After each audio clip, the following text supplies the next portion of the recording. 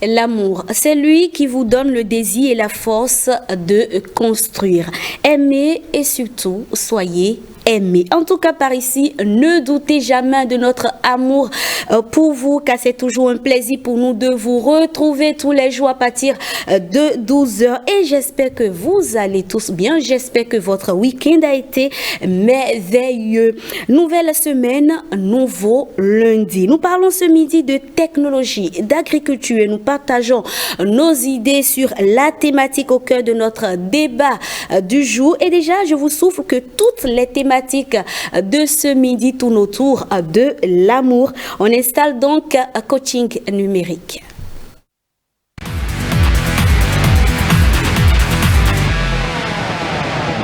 Je vous le disais à l'entame, nos thématiques tournent autour de l'amour et ce sera ainsi jusqu'au 14 février, date que vous connaissez très bien. Ce moment où nous marquons tous une pause pour célébrer l'amour dans sa diversité. Aujourd'hui, l'amour est présent dans tout ce que nous faisons et dans la technologie. Et oui, il est aussi présent. Nous parlons donc de l'amour virtuel ce midi entre avantages et certainement inconvénients. Ansbert Abalo, bonjour. Comment vous allez? Pourquoi cette réponse timide? Le week-end n'a pas été en bon? Au point où? D'accord. Alors, on parle ce midi de l'amour virtuel. Déjà, l'amour virtuel, qu'est-ce que c'est? Merci beaucoup, madame. Alors, quand on dit amour virtuel, c'est un sentiment, un lien, un attachement qu'on peut avoir avec une personne, un bien, une chose, d'accord? Et entre cette chose et vous, il y a une barrière.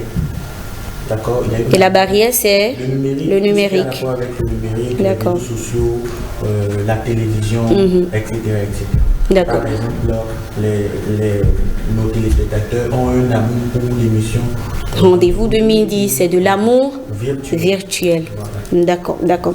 Alors, au-delà du fait que l'amour virtuel, au-delà de cet exemple que vous venez de donner, comment naît l'amour virtuel entre un homme et une femme?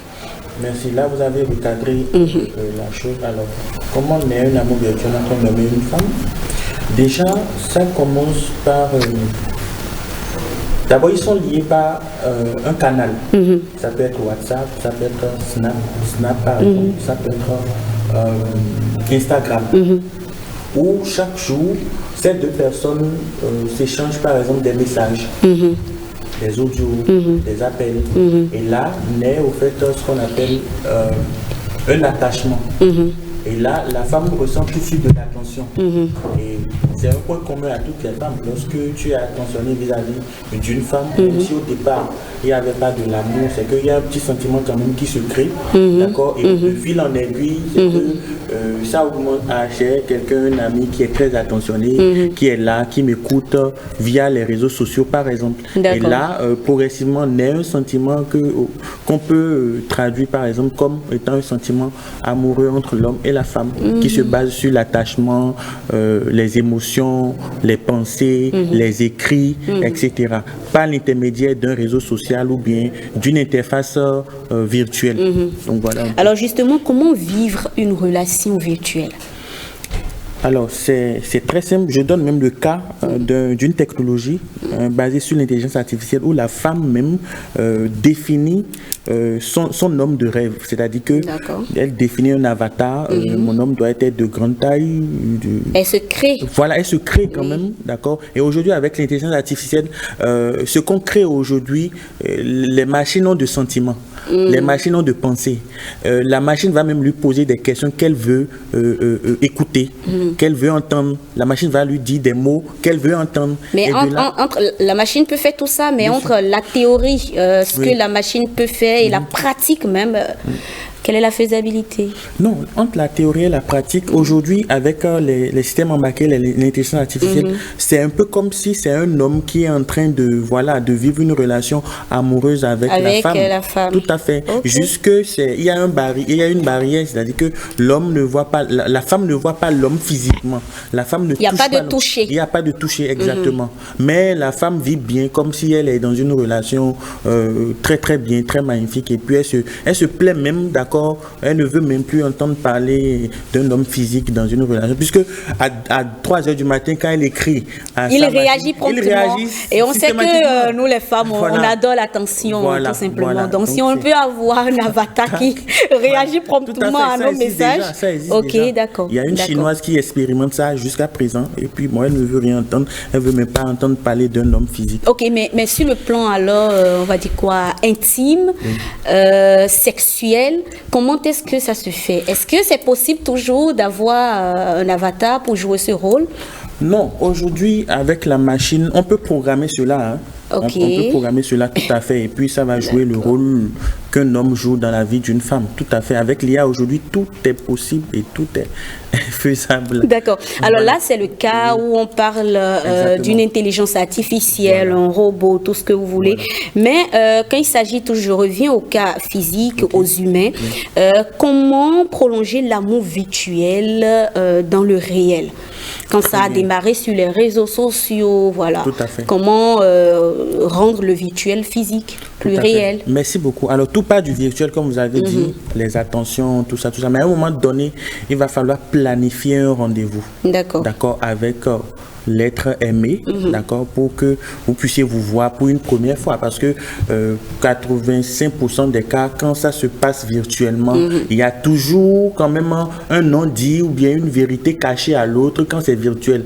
Donc il faut chercher toujours, quand ça commence virtuellement, à passer sur le plan physique pour quand même constater tout ce que le vis-à-vis vous a dit concernant son comportement. Les gens peuvent se cacher derrière les réseaux sociaux et vous donner l'impression que vous voulez avoir d'eux ou bien d'elle, alors qu'en réalité ce n'est pas ça. Donc il faut toujours aller jusqu'au bout pour constater la chose avant quand même d'aller loin dans les autres. Et on aborde comme ça déjà les inconvénients liés à l'amour virtuel. Tout à fait. Parce que qui parle d'amour virtuel parle également de la sextorsion, n'est-ce pas? Tout à fait, exactement. Parmi les inconvénients, il y a des gens qui sont malhonnêtes, d'accord, ils abusent de vous, ils récupèrent votre confiance. Exactement, votre confiance. Ils prennent des photos de vous, vous appelez en appel vidéo, ils enregistrent automatiquement et puis après, ils vous font des chantages avec ça. Voilà, parmi tant d'autres inconvénients, l'inconvénient le plus flagrant quand il s'agit de l'amour virtuel. D'accord. Voilà. Alors, en votre qualité de digitaliste, si vous devez conseiller un type d'amour,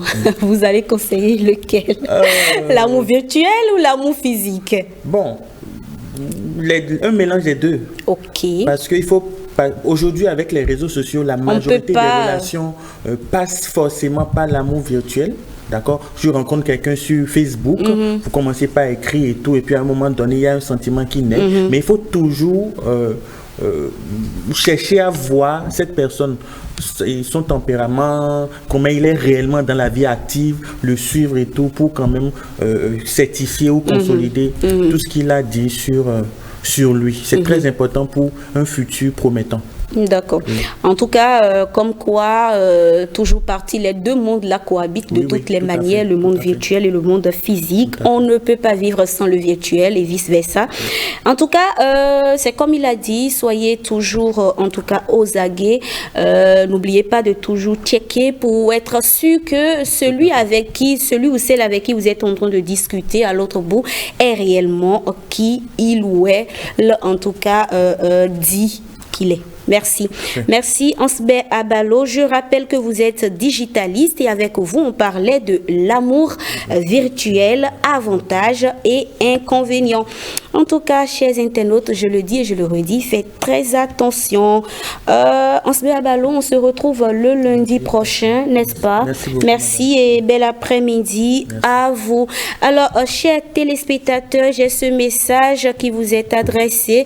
Vous le savez, le mercredi, c'est déjà la Saint-Valentin. Vous voulez déclarer votre amour, renouveler la flamme de votre affection à votre Valentin ou Valentine en direct à la télé à travers un message ou un geste symbolique, eh bien, merci de laisser un message sur notre numéro WhatsApp, le 69 59 31 76. Je répète pour vous, le 69 59 31 76. Vive l'amour, tout simplement. Alors, on installe à présent Taragwe Valère Wansou pour parler de l'agriculture moderne et rentable dans sa pousse.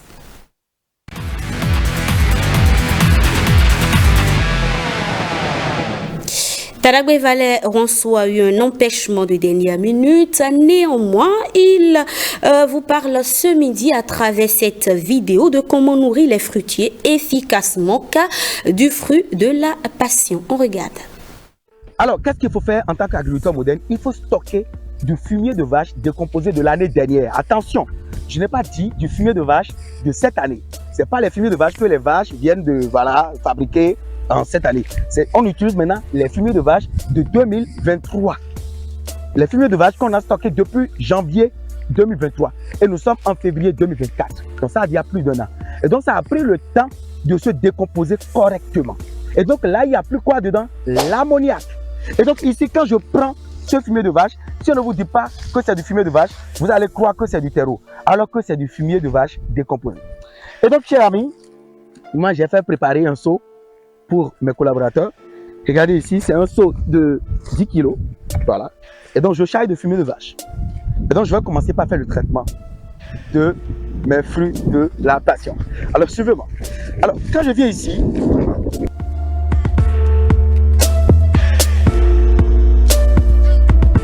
ici, j'ai ce qu'on appelle le paillage.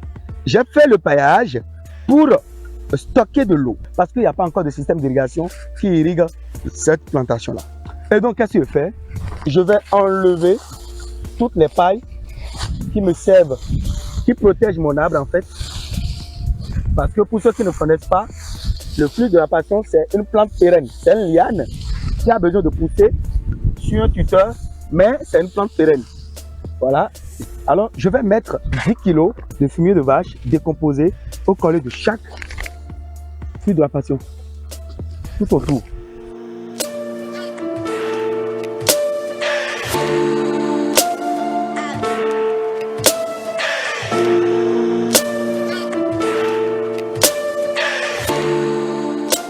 Et puis voilà. Quand je fais ça, je vais faire le second traitement. Une fois ce traitement effectué, je viens de lui donner de la matière organique. Nous sommes en saison sèche et c'est la bonne période pour donner de la matière organique en fait aux arbres. Parce que si vous donnez la matière organique en saison pluvieuse, vous aurez beaucoup de maladies, beaucoup d'attaques fongiques. Et donc, la matière organique a le temps de se sécher et quand vous apportez de l'eau maintenant, elle va commencer par se décomposer. Bon, elle est bien décomposée. Hein. Il faut faire le tutorage. C'est vrai, il y a déjà un tuteur vertical, mais il faut faire un tuteur horizontal avec, voilà, cette corde-là en plastique. Parce que la liane va se suspendre à son tuteur pour nous donner ce que nous recherchons. Et ce que nous recherchons, c'est quoi? C'est le rendement.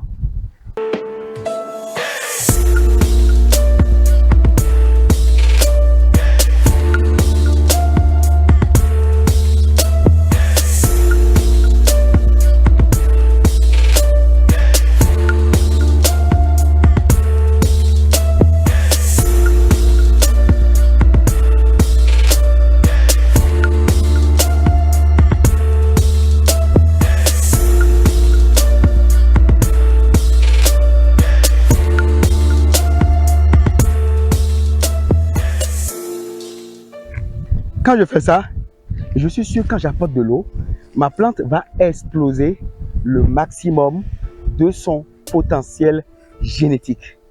Si je dis par exemple 50 kg de fruits de la passion à récolter par arbre, par an, pendant 7 ans, elle peut même me donner voire 5 kg par arbre, par an, pendant 7 ans. Parce que le sol est nourri. Le sol il est nourri.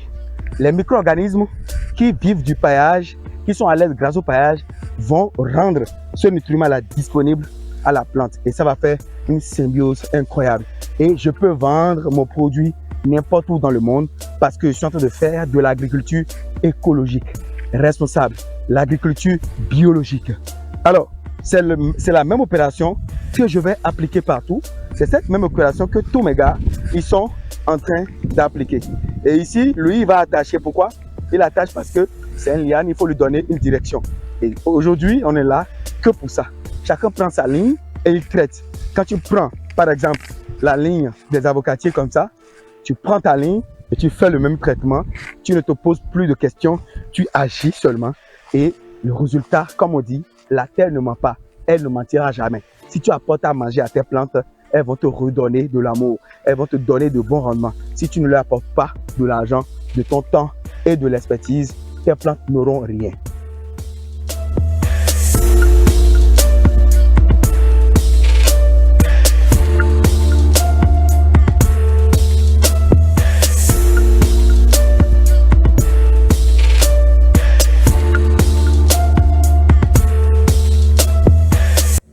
Taragwe Valère Ronceau, merci. On vous retrouve la semaine prochaine.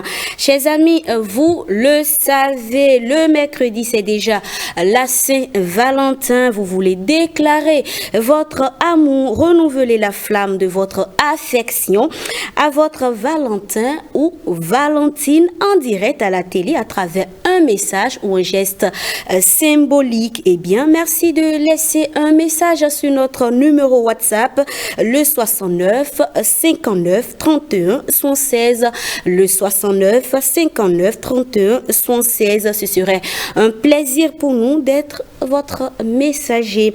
On installe à présent mes invités pour le débat.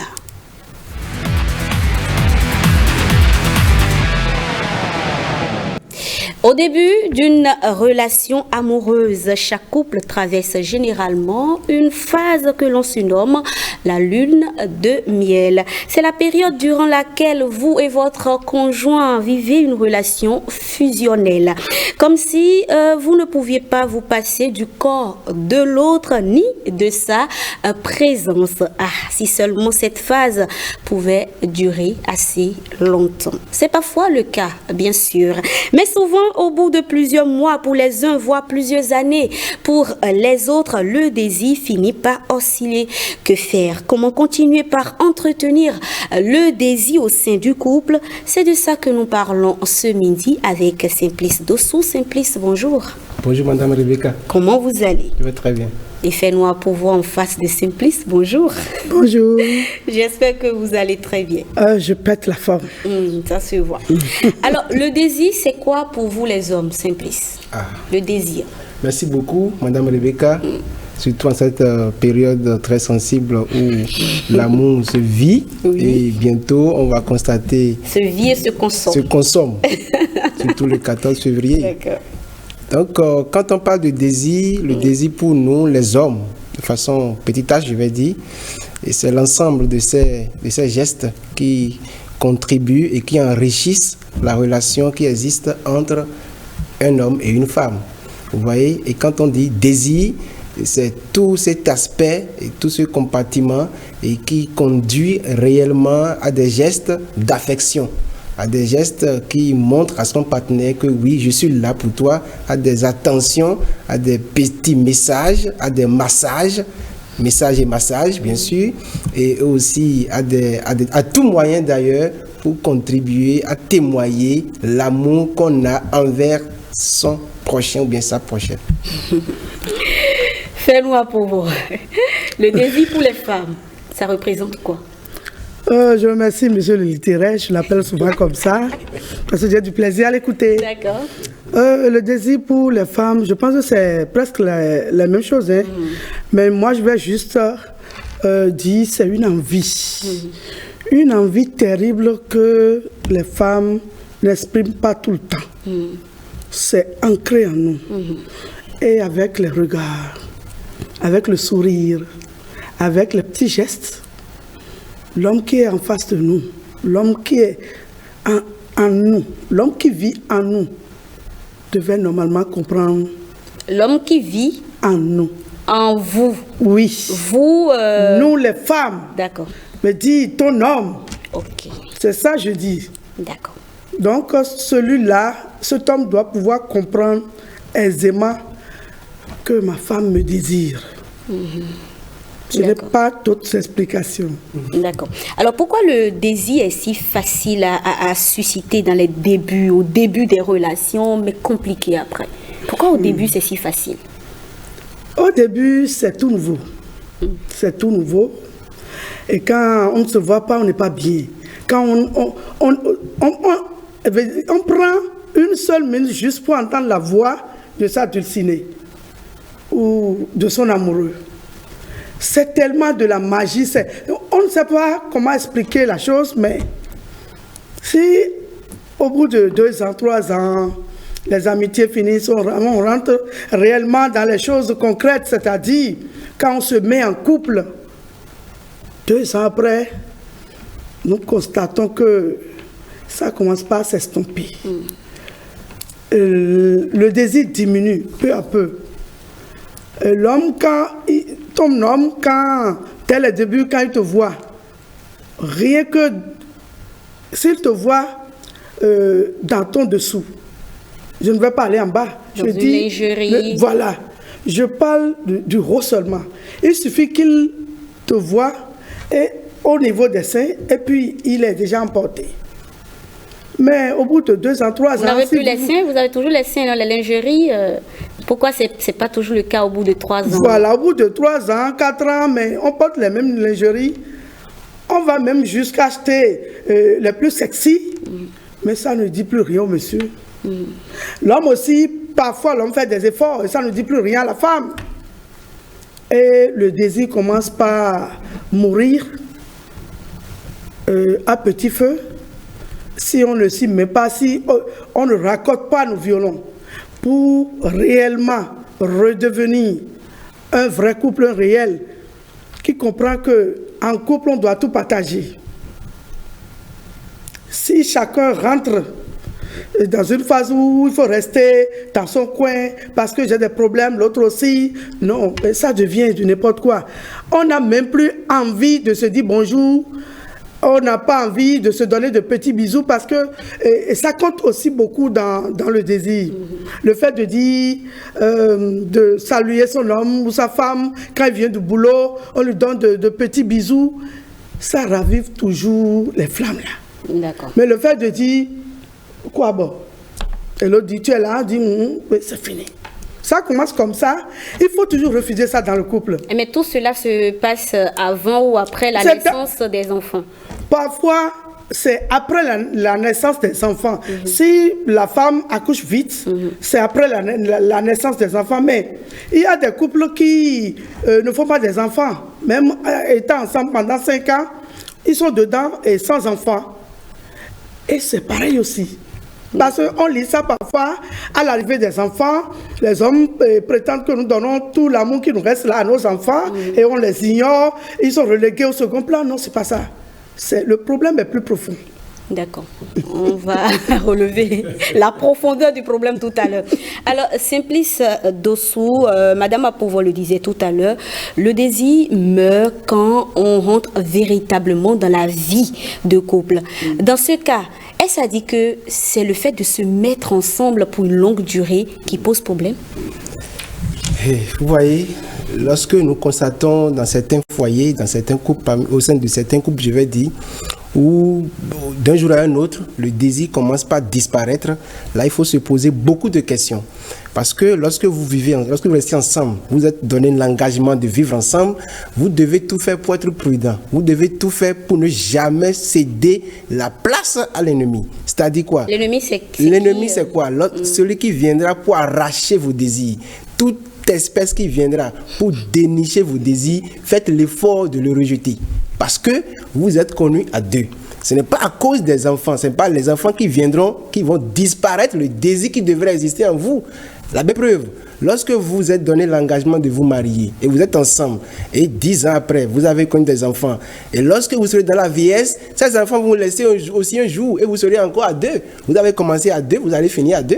Des cas arrivent comme ça. Il y a sauf des cas de force majeure où, bon, on ne souhaite jamais, la femme pas avant l'homme, mais l'homme pas avant la femme. Mais lorsque vous vous êtes donné l'engagement et que Dieu vous a aussi béni et que la nature a accepté que vous restiez ensemble durant toute votre vie, il ne faut pas que des choses externes viennent pour arracher vos désirs. Il faut que le désir dans le foyer soit vraiment entretenu, maintenu et soutenu d'ailleurs jusqu'à la fin de sa vie.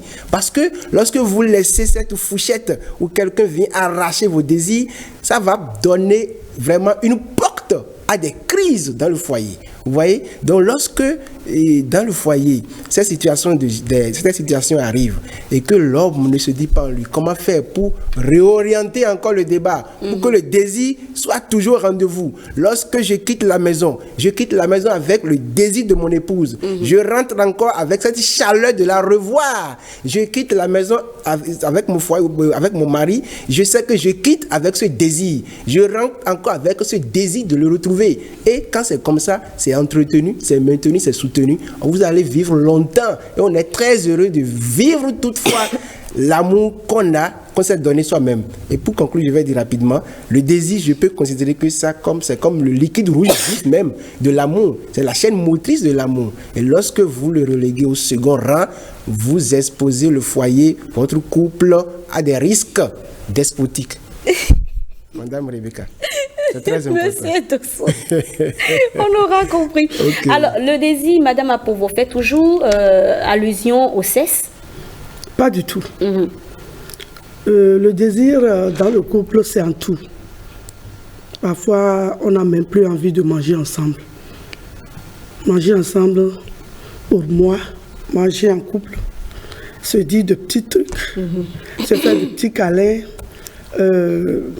sortir ensemble, aller prendre de l'air. Je mets tout ça dans le désir. D'accord. Sinon, si nous ne ressentons pas les choses, les gens font penser que désirer sa femme ou son homme, c'est aller directement au sexe. Non. C'est tout ce qui englobe le vivre. La vie du couple. Voilà, la vie donc, du couple. Donc, manger ensemble, à des moments donnés, on ne mange plus ensemble dans le couple. Se regarder comme ça dans les yeux, se parler. Il y a des couples qui ne se sont plus jamais mis ensemble, c'est-à-dire partager un repas comme on le faisait au début. Le monsieur qui venait à la maison avec de petits cadeaux, de petits fruits, tout ça là, mais le monsieur vient les bras ballants, il ne sait même plus, il ne connaît plus les bonnes manières. C'est ce que nous autres nous appelons bonnes manières. Les bonnes manières ravivent certains feux qui sont en train de s'éteindre. Naturellement, en couple, quand le temps passe, le désir baisse. On ne va pas... Moi, je ne vais pas dire que c'est mauvais. Ce qui serait mauvais, c'est de ne pas faire l'effort pour revenir à un niveau donné. On ne peut plus revenir, on ne peut plus faire comme au début. Ça, c'est se leurrer. On ne va pas venir sur le plateau et dire ce qui n'est pas. Mais pourquoi on ne peut plus faire comme au début, puisque c'est les mêmes personnes qui, entre-temps, ont accepté de se mettre en couple, qui se désirent ardemment. Alors, pourquoi cette fois-ci, on ne peut pas simplement se dire encore, on remet la balle au centre, quoi? Chez les hommes, excusez-moi, je ne suis pas un homme, mais je sais lire un peu au-delà des apparences. Ok. Ils aiment le nouveau. Les hommes aiment le nouveau. C'est-à-dire? C'est-à-dire, c'est eux qui ont fait leur choix. C'est mon homme qui m'a choisi. Il m'a tant désiré, il m'a tellement fait la cour, il m'a dit de bonnes choses et on s'est mis ensemble. 1 an, 2 ans, 3 ans, 4 ans, 5 ans après, mais chez lui, c'est déjà l'usure. C'est pas comme ça avec nous les femmes. Pour nous, c'est plus profond. Entretien. Voilà, c'est plus profond. Et tout ce que nous avons vécu au début, nous les ruminons. À chaque fois, nous les... Mais demandez, choisissez un couple par hasard et demandez à la femme, quand est-ce que vous avez fait l'amour pour la première fois? Elle va le dire. La date et l'année. Les circonstances. Elle le dira, les circonstances. La femme va vous le dire sans même Bégayer. Mais demander à son homme. Il va dire, chérie, ça remonte à quand? S'il ne veut pas blesser la femme, il dit non, laissez-moi un peu de temps. Et tout est un peu mélangé dans la tête. Et il met tout, ces excuses-là, il met ça sur le boulot, il dit non, c'est le boulot, non. Il n'a pas que ça en tête. Lui, il a déjà eu d'autres aventures. Et les aventures, pour eux, c'est ça que je mets dans nouveau, entre griffes. Donc le monsieur qui tout le temps a des aventures dehors, il y a des hommes qui ont la tête sur les épaules. Malgré ces aventures, ils désirent toujours leurs épouses. Ça, c'est clair. Au même moment, si je reste figé, les hommes vont, derrière l'écran, vont me tuer. Ils vont me culpabiliser. Parce qu'il y a des femmes aussi qui sont comme des hommes. Et avec le temps, l'usure les frappe aussi. La routine s'installe et la femme dit, bon, il n'y a plus rien là. Ce monsieur, mais quand il me touche, je ne sens plus rien. S'il est à la maison, j'ai mal, j'ai envie qu'il sorte pour que je puisse prendre de l'air. Ce n'est pas possible qu'une femme mariée puisse prier que son homme quitte la maison afin qu'elle respire mieux. Il y a problème. Donc, pour moi, c'est naturel que les choses baissent un peu, que les niveaux baissent un peu, parce qu'on devient comme des frères et sœurs en fait. Justement, c'est parce qu'on devient comme des frères et sœurs que la routine s'installe, n'est-ce pas? Non, c'est pas parce qu'on devient comme des frères et sœurs que la routine s'installe. La routine s'installe quand on fait les mêmes choses tout le temps. Ok, comme quoi par exemple? On dort sur le même lit tout le temps. On devrait? On ne devrait pas dormir sur le même lit tout le temps. D'accord. On pratique les mêmes positions sexuelles tout le temps. On ne devrait Il n'y a pas de fantasme de dehors, on vient, on met un peu de piment. On ne met rien, on ne met plus de piment dedans. On mange les mêmes nourritures tout le temps. Le monsieur vient dire chérie. Il appelle sa femme chérie tout le temps. Non. Ça devient de la routine pour nous. La femme aussi dit Banabé. Banabé, c'est tout le temps, c'est Banabé. Papa Rico. Papa Rico. Et c'est des trucs comme ça. Et le monsieur, lui, va dehors, on lui donne un petit pseudonyme et un petit nom. Eux-mêmes, ils appellent ça un petit nom chou. Et ils sont contents. Mais avec le temps, les femmes qui m'écoutent vont dire où est-ce qu'on a trouvé le temps pour changer de nom? Non. Il faut mettre tout le temps du piment, même dans ta sauce. Parfois, si tu mangeais une sauce bien pimentée, tout va bien dedans. Mais quand le sel ou le piment commence pas à manquer, on sent qu'il y a un vlé, c'est ça on dit. Mais quand dans le couple, il y a vlé, ça ne marche pas. Donc, vous m'avez posé une question. C'est la question que je répondais à la question quand je suis rentrée. Et dans une autre. Voilà. D'accord. Alors, Simplice Dossou, j'ai bien envie qu'on parle de comment pimenter la relation pour que ça ne rentre pas dans la routine. On va en revenir tout à l'heure. Simplice Dossou, alors comment montrer à son ou sa partenaire qu'on le désire toujours? Oui, il y a plusieurs manières de le faire. Et ces manières sont vraiment très sensibles. Et par les gestes usuels que tout le monde connaît, les petits câlins, les baisers, les massages comme j'ai dit. Mais en dehors de ça, dans l'antichambre, entre vous deux, il faudrait que certains gestes soient vraiment fondamentaux entre vous deux. C'est-à-dire quoi?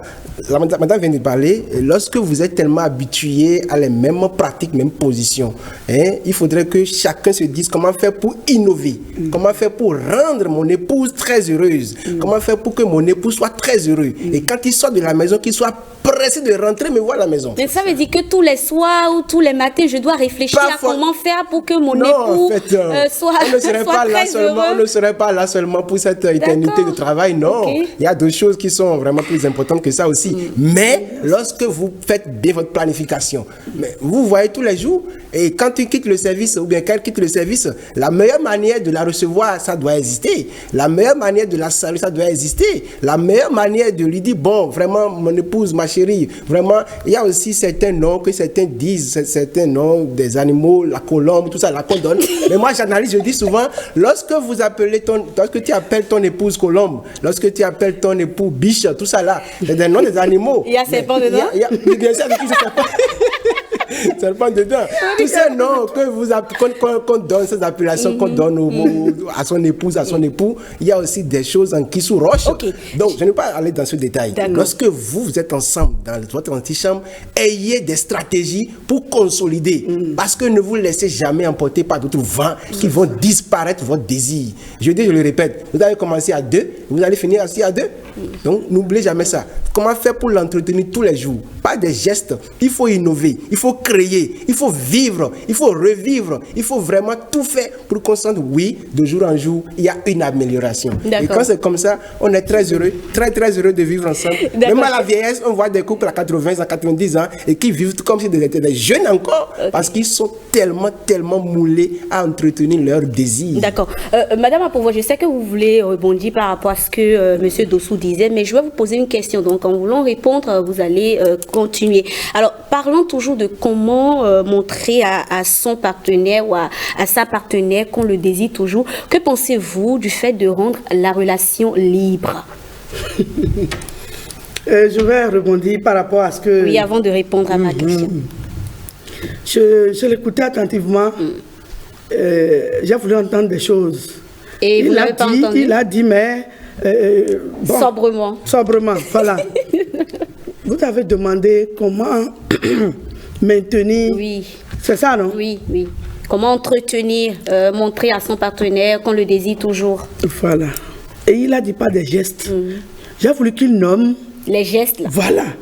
C'est pourquoi j'ai voulu répondre. Les gestes. Il n'y a pas de souci. Ok, très rapidement. Ces gestes, je quitte le service, je vois mon épouse et puis je sais que oui, je suis avec mon épouse, je lui fais des bisous et quand je peux la prendre, je peux la soulever même pour aller dans ma chambre. Tout de suite là. Oui, tout de suite là. Ça c'est des gestes et elle sera que mais aujourd'hui là tu es revenu comment avec force? C'est parce que le désir m'emportait depuis le service et puis je pensais toujours à toi, vous voyez. Et lorsque je viens, et on est toujours ensemble, c'est pas moi qui va le faire. Elle aussi peut venir me soulever. Ah bon? Bien sûr. Vous voyez, donc ces gestes-là, je ne vais pas aller trop en profondeur, mais ces gestes peuvent conduire toujours aussi à l'intimité sexuelle. Améliorer. Voilà. À parfait. Ouais. C'est bien beau. Mais dans la faisabilité. C'est bien beau. Mais dans la faisabilité, c'est autre chose. Parce que la présence des enfants empêche beaucoup de choses. Les enfants sont là et papa vient du boulot. Maman vient à sa rencontre et papa prend maman. Mais les enfants vont vous suivre. Les enfants, monsieur, c'est plus, laissez-moi. Je sais ce que je dis. Oui. Les enfants vont vous suivre pensant que c'est un simple amusement. Oh, vous voulez continuer à l'intérieur. Ça, le simple fait que les enfants nous ont suivis bloque déjà le processus. C'est très beau quand on n'a pas d'enfants. Quand on n'a pas encore d'enfants dans le couple. Ou qu'on décide d'aller s'isoler 2 jours dans une maison de campagne, dans un petit hôtel, et on attend son homme. Et ce n'est pas les riches qui font ça. Non. Il y a des hôtels de bas prix. Pardon. Il y a tout. Les pauvres aussi ont leur place. Les riches, c'est les hôtels, 7 étoiles, 5 étoiles, tout ce que vous voulez. Les riches, c'est prendre l'avion et aller... En fait, l'essentiel, c'est de se déplacer. Voilà. D'accord. Quand mon mari, par exemple, me dit, ce soir, j'ai envie qu'on reste seul, comme auparavant. Et quand je vais rentrer, je dois te prendre comme avant. Et je lui dis, chérie, c'est pas possible. Les enfants sont là. Et puis, ça va un peu... Le monsieur qui, normalement, doit comprendre, mais il y a d'autres qui se mettent en colère. Dit, j'exprime mon envie, ma femme me bloque, j'ai dit non, c'est pas ça. Il faut trouver la solution de sortir de la maison. Je mets ça dans les petits gestes dont monsieur Simplice parle. Sortir de la maison, changer de lieu, pas tout le temps. On peut le faire par trimestre, une fois tous les 3 mois, je pense que c'est pas encore tuant. Une fois par mois pour les gens qui ont la possibilité de le faire. Sinon, une fois tous les 3 mois, il n'y a pas de problème, on peut le faire. Ok, maintenant pour en venir à ma question. Sortir danser. Ok, d'accord. sortir aller à la plage. Changer, en tout cas, changer d'air et quitter le cadre habituel. Se renouveler de temps en temps les feux. Le monsieur doit refaire la cour à sa femme de temps à autre. Nous aimons ça. Si tout le temps le monsieur renouvelle la façon de faire la cour à sa femme, mais nous sommes toujours séduites. Ça c'est clair. Maintenant, on peut revenir à ma question, s'il vous plaît, parce que c'est toujours dans le cadre d'améliorer le vivre ensemble. Alors, que pensez-vous de ces personnes-là qui acceptent rendre la relation libre? Donc, chacun peut aller voir ailleurs et on revient. On revient, tout ça, ça pimente encore le couple. Vous pensez quoi de ça? Je pense que ce n'est pas une vie de couple. D'accord. Personnellement. Ok. La femme qui est ailleurs, le monsieur qui vit aussi ailleurs, chacun va faire ses escapades au dehors et de temps à autre, on se réunit. On dit qu'on est en couple. Je crois que ce n'est pas une vie de couple. D'accord. Ça, c'est une union libre. D'accord. Oui, mais que pensez-vous de ça, justement? La vie est une question de choix. D'accord. La personne qui choisit de mener une telle vie, et elle est épanouie dedans, je ne vais pas me mettre ici maintenant et dire que c'est une bonne vie, non. Moi, j'ai mené une vie de couple pendant plusieurs décennies. Et je dis, c'est une belle vie si on pimente cela. D'accord. Alors, Monsieur Dossou, très rapidement sur la même question avant oui, je rejoins madame parce que vous savez, on n'a pas dit union solo, on a dit couple. Voilà. Quand on dit couple, il faut rester à deux. Mais lorsque vous êtes en couple et que l'homme se dit, bon, je suis libre et que je peux aller faire ce que je veux, je reviens encore avec celle qui avec qui je suis, ça, ce n'est plus les raisons fondamentales d'un couple, ça, non. Ça, tu vis en solo. Et quand tu vis en solo, tu as tes raisons. Là, il faut le faire. Mais quand tu vois que les conséquences seront énormes et amères, affreuses, là, il ne faut pas le faire. Mais quand on parle dans le sens d'un couple, il faut vraiment mettre tout en œuvre pour qu'on le sente que oui, ça c'est un couple. D'accord. Donc, ça, mais dans l'union libre, c'est plus pimenté, c'est plus mouvementé, c'est plus chaud dans l'union libre. Vous le savez bien que moi. Ah bon? Oui. Je le sais pas. Non, mais ça se parle autour de nous. Ok. On voit autour de nous comment les femmes libres. Je ne suis pas pour. Je ne suis pas pour, mais c'est pas pour autant que je vais condamner cela. Parce que tout ce que j'entends autour de moi, les jeunes filles que je reçois, les jeunes dames que je reçois, elles me disent qu'elles sont plus épanouies dans les unions libres. Mais moi, je dis, je suis plus épanouie en couple. Ok, d'accord, d'accord. Alors, on va aborder très rapidement, pour conclure, les astuces de grand-mère. Alors, Madame Apovo, il y a des astuces, n'est-ce pas, de grand-mère pour permettre de toujours pimenter, agrémenter. Il faut partager un peu avec nous et aux téléspectateurs, les téléspectateurs. On y va. Ça, c'est une question piège. Je ne m'attendais pas du tout. Je sais très bien. Nos grand-mères ont toujours été les préférées. D'accord. Les femmes les plus désirées. Pourtant, elles sont dans un foyer polygame. Et on les a approchées un peu. Les prières, il ne faut jamais cesser de prier. En couple, il faut toujours, la femme doit prier tout le temps. Et dans la prière, elle doit appeler chaque fois le nom de son mari. Ça là, c'est clair. Lui demander des bonnes choses et demander que l'amour que ce monsieur me porte ne se dissipe jamais. Je ne sais pas s'il faut donner encore le nom de plantes. Je ne sais pas parce que c'est les astuces de grand-mère. D'accord. La cloche de girofle, par exemple, il faudrait que tout le temps, le couple se lave avec. Tout ce qui est mauvaise vibration, tout ce qui est esprit de bateau vibratoire, sont à l'écart, restent en dehors du couple. Mais là, c'est la femme qui gère. C'est la femme qui gère. Okay, qui prend l'homme n'a pas le temps d'aller acheter la couche de girofle et autres. Donc, les bains salés aussi sont bien conseillés pour les couples, surtout après les relations sexuelles. D'accord. Il faudrait quand même prendre des bains salés. D'accord. Merci à vous, chers amis, pour ce moment de partage d'idées.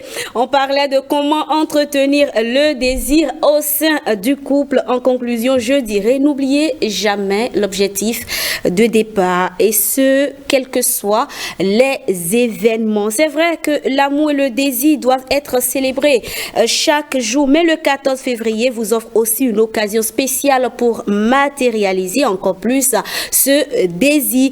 Et très rapidement, ce message, chers téléspectateurs, avant de conclure cette émission, vous le savez, je l'ai dit tout le temps, le mercredi, c'est déjà la Saint-Valentin. Vous voulez déclarer votre amour, renouveler la flamme de votre affection à votre Valentin ou Valentine en direct à la télé à travers un message ou un un geste symbolique. Eh bien, merci de laisser un message sur notre numéro WhatsApp, le 69 59 31 76, le 69 59 31 76. Merci pour votre fidélité à cette émission. Prochain rendez-vous, c'est déjà demain à 12h. En attendant, s'il vous plaît, prenez bien soin de vous. Bye bye.